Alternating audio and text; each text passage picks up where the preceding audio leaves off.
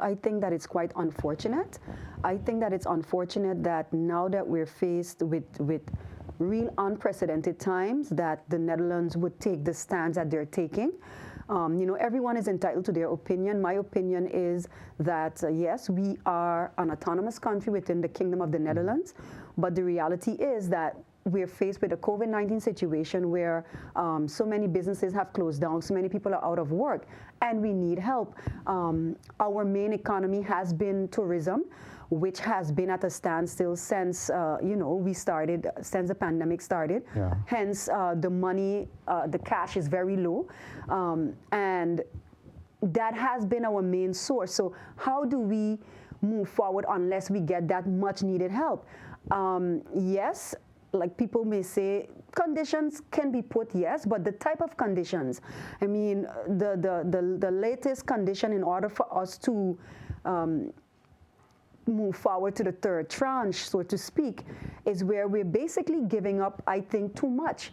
How can you expect an autonomous country that is being ran right now by a government, and you have parliament, so you have about 22 persons, 7 in government, 15 in parliament, and you expect that these people who are leading the country will just accept a measure where you're going to bring in 3 persons who are not affiliated with the country in no form or manner, to basically do what these 22 people are doing.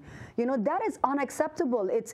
And I always tell people, I was never a slave. I wasn't born in the days of slavery.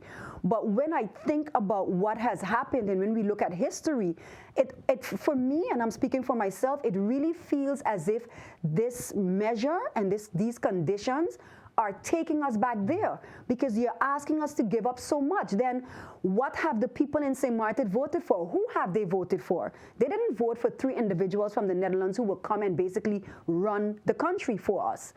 So it's really unacceptable conditions, and unfortunately for us as a people of St. Martin, and for the government, we are having serious liquidity issues, and basically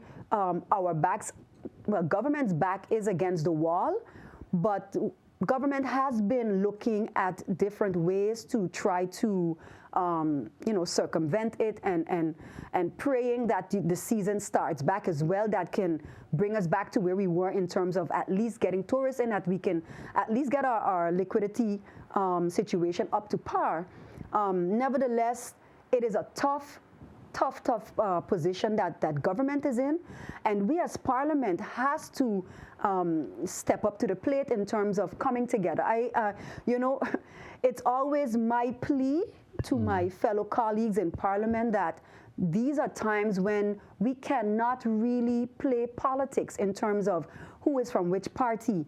Yes, we all have our free mandate, so which means we all have to vote our conscience.